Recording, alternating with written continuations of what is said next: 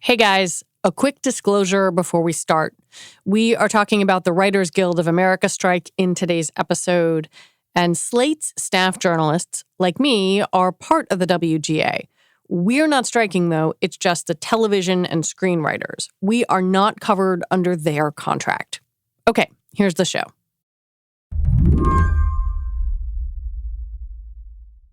I think of my friend Michelle Dean as someone who has made it. She's a journalist and a screenwriter, and she wrote a big deal TV show.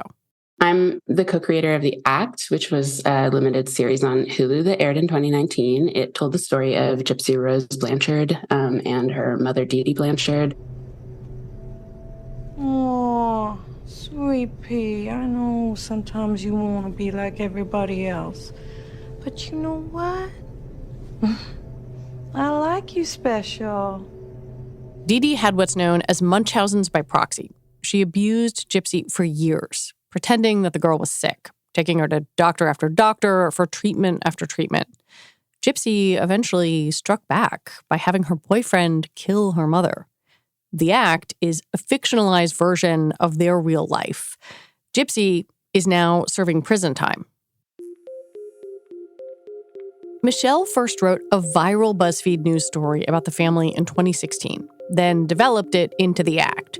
The show was a big success, nominated for a slew of awards. Patricia Arquette won both an Emmy and a Golden Globe for her performance as Dee Dee.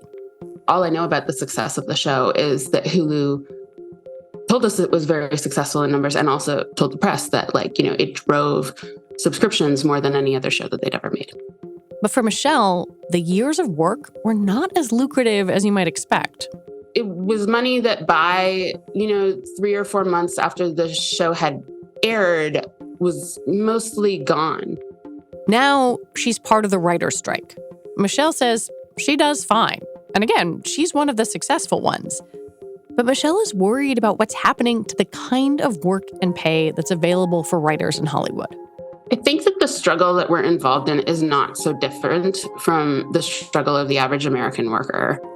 The days of network shows that aired seemingly endlessly are gone. What used to be jobs that paid enough for, say, to buy a house somewhere, right? Or even, frankly, to not worry about making rent, have become gig jobs, right? Much as many jobs in America have. Today on the show, it's the streaming era now. Technology has remade TV and movies and how the people behind them get paid. Why that is so important and why it's ground Hollywood to a halt. I'm Lizzie O'Leary, and you're listening to What Next TBD, a show about technology, power, and how the future will be determined. Stick around.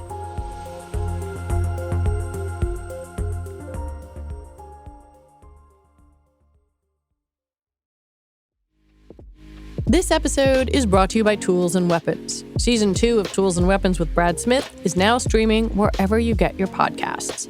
As vice chair and president of Microsoft, Brad has a front row seat to some of the most important developments in technology today. He also has a well-honed perspective on the role that governments, businesses, and innovators play in shaping technology's future, from environmental sustainability and cybersecurity to the need to develop AI in a principled and ethical way so that it serves all of humanity.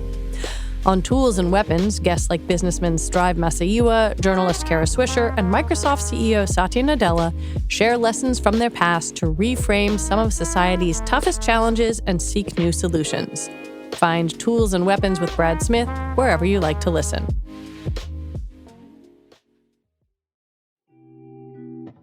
Reboot your credit card with Apple Card, the credit card created by Apple. It gives you unlimited daily cash back that you can now choose to grow in a high-yield savings account at 4.15% annual percentage yield. That's more than 10 times higher than the national average savings rate. Apply for Apple Card now in the Wallet app on iPhone and start growing your daily cash with savings today. Apple Card subject to credit approval. Savings is available to Apple Card owners subject to eligibility requirements. Savings accounts provided by Goldman Sachs Bank USA. Member FDIC. National average savings rate is from FDIC website. Terms apply. If you write for TV or film like Michelle, Your life is a lot less predictable than someone who has a regular salaried job. You might write for a season or a limited run and then live on that money until the next season or until you can find work again. The pay rates can vary a lot, and the Writers Guild of America sets minimum pay guidelines every 3 years. This year, the WGA and the Alliance of Motion Picture and Television Producers, which represents the studios and streaming companies, could not reach a deal. I asked Anousha Sakoui, who covers entertainment for the LA Times, to walk me through what the Writers Guild is asking for. So they have a suite of proposals that basically target pay and conditions that are really around streaming. There's a request for higher minimum wages, higher residuals, which are a form of royalty for when your show or film is re-aired, reshown. They want some of the modes of work that have evolved during streaming to change. They want to have a certain number of writers in a writer's room. They want them to be employed for certain amounts of, for minimum amounts of time. And then they want some of the general things like improvements to pension and healthcare. And they also want to regulate artificial intelligence. I think there's about 21 different proposals that I've seen. And there is a big gap, it seems, between them and the AMPTP, which is the body that negotiates on behalf of the studios. And what is the studio response?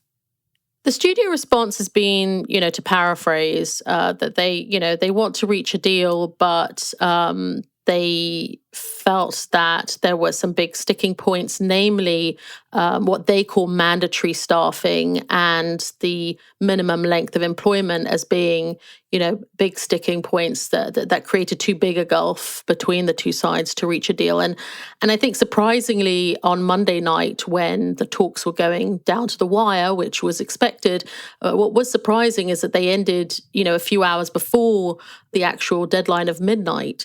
And I think that is a reflection of just how far apart the two sides are. Oh, that they were just sort of like, there's no point in going down to the wire. We're not going to bridge that gap.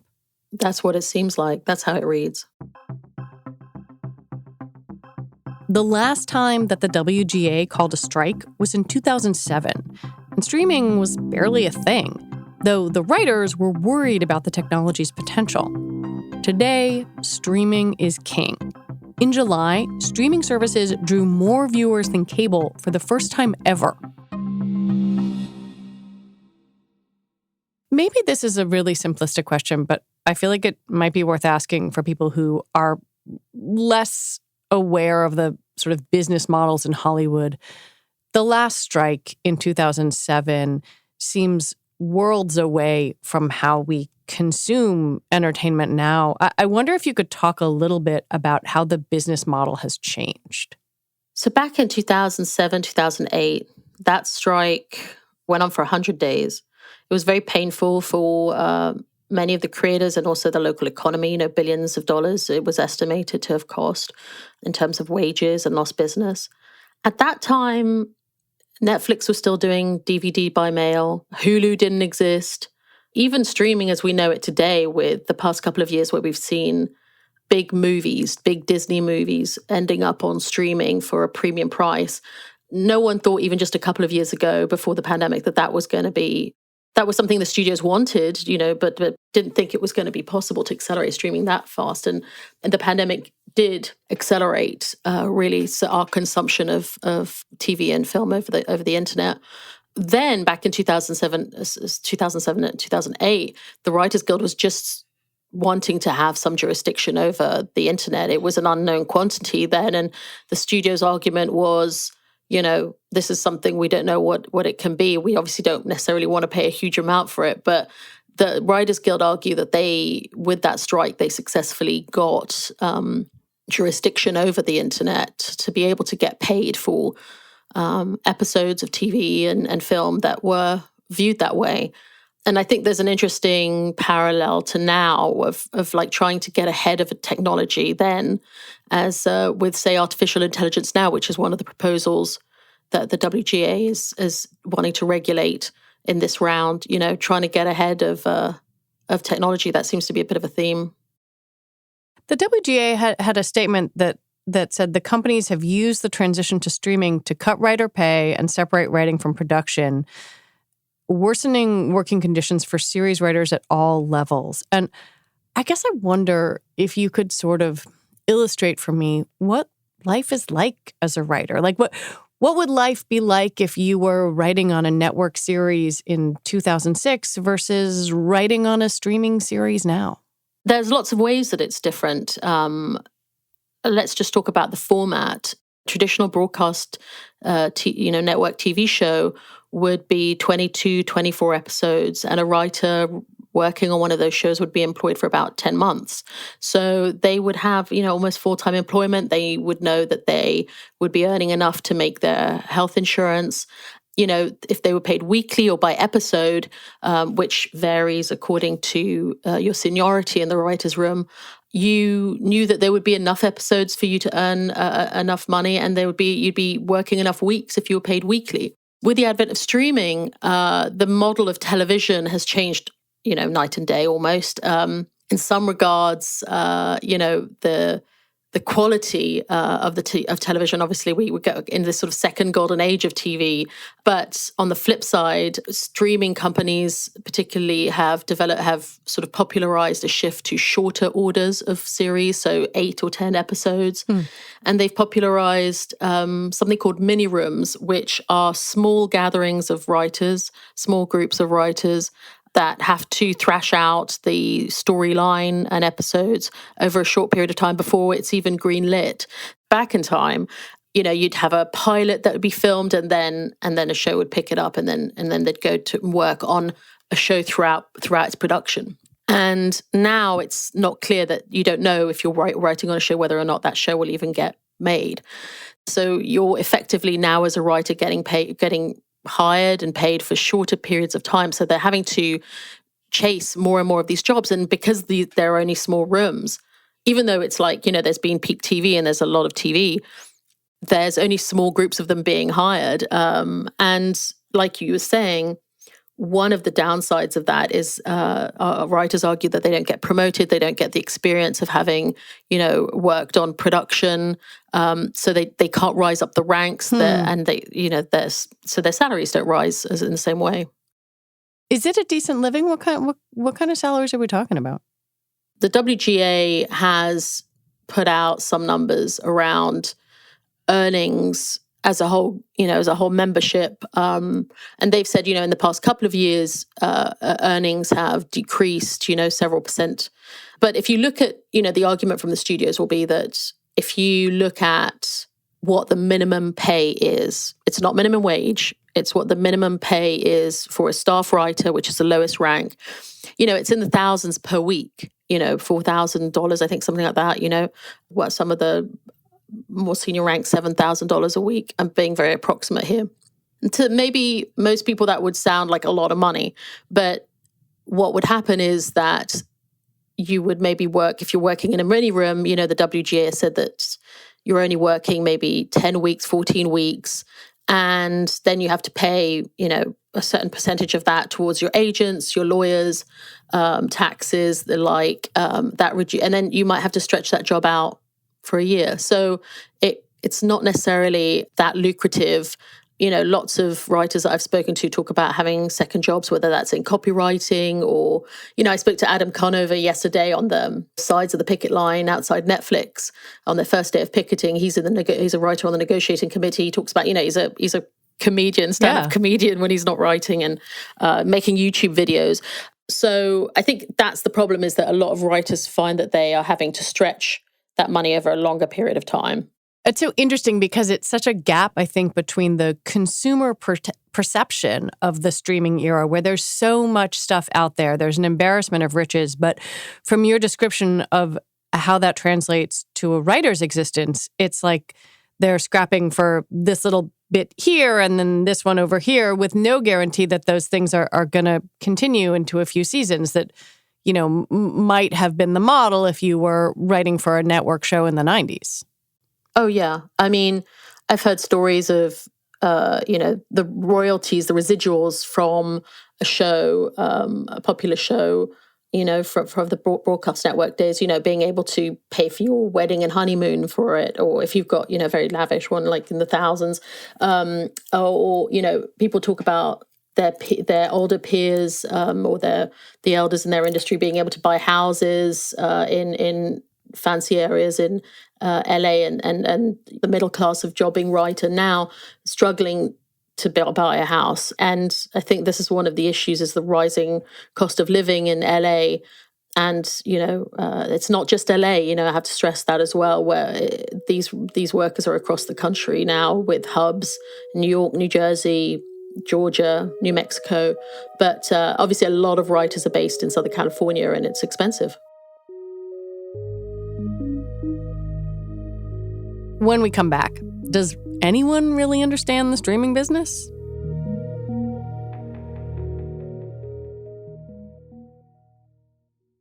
This podcast is brought to you by Progressive Insurance. Hey, listeners, whether you love true crime or comedies, celebrity interviews, news, or even motivational speakers, you call the shots on what's in your podcast queue, right?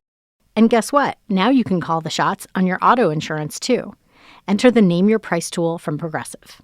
The Name Your Price tool puts you in charge of your auto insurance by working just the way it sounds. You tell Progressive how much you want to pay for car insurance, then they'll show you a variety of coverages that fit within your budget, giving you options. Now that's something you'll want to press play on. It's easy to start a quote, and you'll be able to choose the best option for you, fast. It's just one of the many ways you can save with Progressive Insurance. Quote today at Progressive.com to try the Name Your Price tool for yourself and join the over 29 million drivers who trust Progressive. Progressive Casualty Insurance Company and Affiliates. Price and coverage match limited by state law. At the end of your first year, Discover credit cards automatically double all the cash back you've earned. That's right. Everything you earned doubled. All the cash back from eating at your favorite soup dumpling restaurant doubled. All the cash back from that trip where you sort of learned to snowboard also doubled. And the best part, you don't have to do anything ridiculous to get it.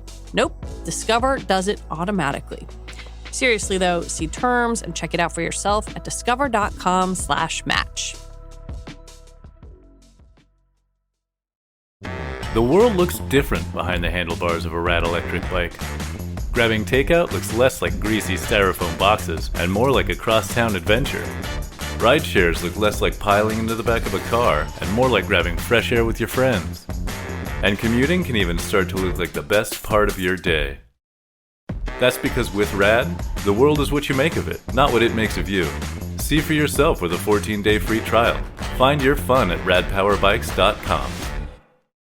This is a show that focuses on technology, and I wonder if you think it's overblown to say that this strike, these negotiations are all about technology.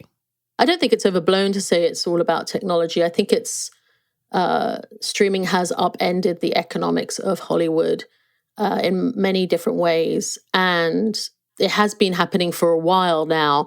The writers had their last negotiation for a contract back in 2020. And because of the pandemic, they didn't really have leverage to stop production or do anything like that to fight for improvements then. So they've really had to take this opportunity to, I guess, put their foot down if they wanted to, which they have, I guess, by going out on strike. And, artificial intelligence is the latest form of technology that is seeking to upend the way of work. Some of it's basic, it's like minimum pay, and so it's to do with inflation and where the economy is, and accelerating rental rates in LA. But a lot of the proposals are around modes of work and pay that have changed because of the way streaming companies have changed the business. The writers also argue that the way that streaming companies calculate their pay feels like a confusing black box. Anousha says it's a real shift from the broadcast era. One way is you don't have the same transparency on viewership. That's been sort of like a big problem for creators, that they don't have the same view of how well maybe their production is being viewed. They're not paid when it comes to residuals in streaming according to viewership. It's a function of the size of the streaming company. So, for example, Netflix, which has a lot of subscribers, a lot more than Apple, will pay more than Apple, even though Apple has very deep pockets compared to Netflix. So that's, one bugbear for writers. And that is also one proposal, is that, they wanted residuals that might be linked to viewership. I spoke to one writer who worked on Bridgerton and didn't feel like her residuals from that show, which was a hit show, were reflective of its success compared to when she's worked on network shows that weren't as popular, but she got paid a lot more.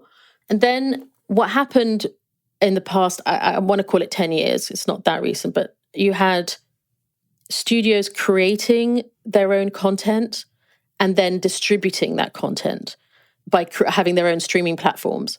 When it comes to how much they're paid in residuals, and not just in residuals actually, how much they're paid for their content generally, often the calculation is based on a license fee. How much is it to license the content that's produced by the studio? And the studio could be the same as a distributor in this case, how much that license fee is to distribute it. And if you're both the producer of the content and the distributor, there have been questions and arguments about what that fee should be. The WGA had a successful arbitration against Netflix actually last August, where they got tens of millions of dollars on what they said were residuals that should have been paid. So there is a bit of lack of understanding or lack of transparency into the process now around producers and distributors, because often they're the same. I think you're sort of opening the door for me to ask a question on the other side of this, which is, do the studios understand the business model themselves? Because, we sort of saw this last year when it was clear that the bet on streaming for some of these studios and distributors was not as lucrative as they thought it would be, that they are trying to figure out this new world as well. Yeah, it's really interesting. I was at CinemaCon just before this strike, which is a big convention in Vegas, where the studios go to show their wares, their exciting new films to theatre owners across the country. And before the pandemic, there was often a cloud over this conference because studios wanted their content in homes sooner and theatres wanted to survive. They wanted this exclusive window where they would have movies, and they knew that theatre goers would have to come to their halls to see it. And then the pandemic happened, and that was obviously devastating for theatres. Then what you're describing has happened, this sort of reversal. I think the pandemic provided some proof points to a lot of studios and theatre owners as well, particularly when it comes to the distribution of film, that streaming it first is not necessarily as lucrative as going to theatres. And also that, they'd obviously all invested a lot in trying to get into this arms race, this streaming wars, and catch up with Netflix. And now they're having to backpedal a little. You're seeing actually massive turmoil amongst the studios in terms of, thousands of layoffs from Disney, cutting back on production. Warner Brothers just scrapped some movies, right? Yeah, so that I think with, for example, they were going to make Batgirl. I think that's right. That they and they even though it was made, it was scrapped, and that's very frustrating for creators. That you hear a lot from writers that they work on shows that never end up getting greenlit. Part of that, I'm sure, is just part of the business, But there is definitely this pullback. I mean, it's been recorded in terms of the amount of production in LA has fallen in the past, recent quarters. Part of that is anticipation of the labor action, no one wanting to start production, but part of it is also this pulling back on the amount that studios are investing in content.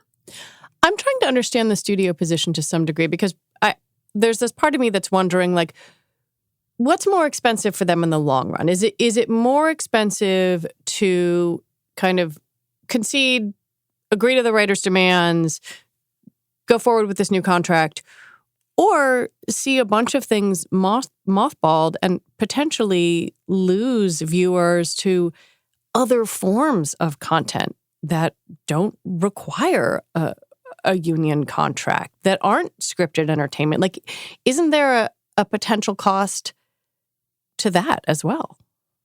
On one side, there's a potential benefit to the studios from a strike, if you believe some Wall Street analysts, because they might not have to spend the money to produce things. They might be able to end unattractive deals with writers that are not lucrative enough. And they're under pressure. Warner Brothers Discovery, Paramount were some of the names that were highlighted by Rich Greenfield, a media analyst out there, as being the studios that could benefit from cutting back that might benefit better that in a strike, cutting back spending and helping improve their balance sheet. But on the flip side, the WGA argues that, these studios are under pressure to keep eyeballs, keep audiences, to reduce churn. And if this goes on long enough, then, come the fourth season, will we have, the newest seasons of our favorite shows? And if you don't, then why are we paying for, all these streaming, subscriptions? So I think there is going to be that pressure. Wall Street is watching subscriber numbers. So there's an argument on both sides, but there's only so much people are going to watch in terms of repeats. I mean, we know the late night shows have gone dark and are being replaced by repeats. We know that unscripted reality television, which is not under the jurisdiction of the WGA, can continue. And, the studios will lean into that. But prestige drama is, Succession, Game of Thrones. These are all things that create water cooler moments that people keep subscribing for. And that's going to be important to the studios. And, of course, AI has made its way into these negotiations. Much like the writers were beginning to worry about streaming in 2007 and 2008, the writers are now concerned about the role AI might play in the future. I've got a document from the WGA that sort of laid out their asks and what the studios responded. And to be sure, we don't know at what point in time these asks are and what the counters were. And we've only got the WGA side of this. The AMPTP hasn't commented on it. But they said, like you were saying, that they wanted to, regulate AI, and it can't write or rewrite material that is the basis of covered work, is how they describe it. So anything that's the basis of a TV show or film, AI can't be used for it. And also MBA covered material. So you can't feed Game of Thrones into AI to try and get something, Game of Thrones 2 out of it. Huh. Okay.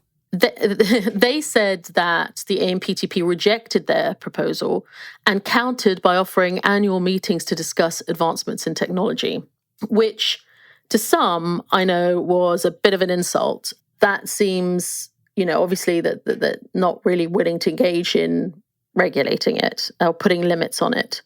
That's where things were when the talks broke down, it seems. Do you think it's possible that the studio was just saying, hey, look, we have no idea, we're just keeping our options open?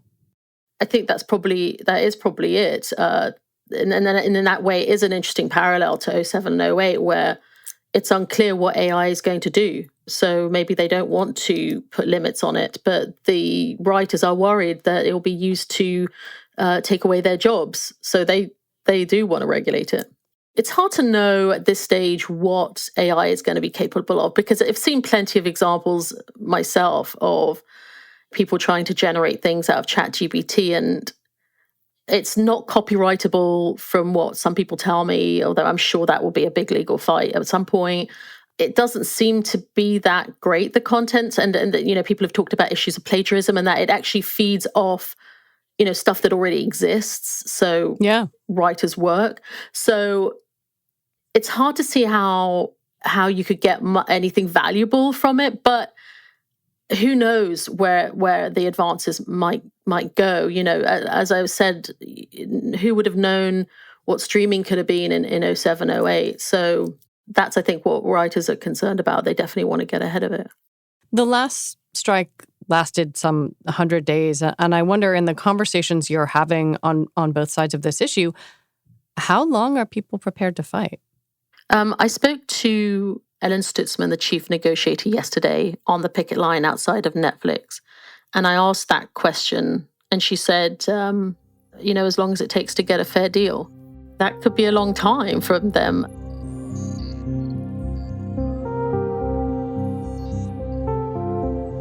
Anousha Sakoui, thank you so much for your time. Thank you for having me on. Anousha Sakoui is an entertainment industry reporter for the LA Times. Michelle Dean is a journalist and screenwriter. And that is it for our show today. What Next TBD is produced by Evan Campbell. Our show is edited by Shannon Pallas. Alicia Montgomery is vice president of audio for Slate. TBD is part of the larger What Next family, and we're also part of Future Tense, a partnership of Slate, Arizona State University, and New America. And if you are a fan of this show, the best way to support us is to become a Slate Plus member. Just head on over to slate.com/whatnextplus to sign up. You'll get all your Slate podcasts ad-free. All right, we'll be back on Sunday with another episode. I'm Lizzie O'Leary. Thanks for listening.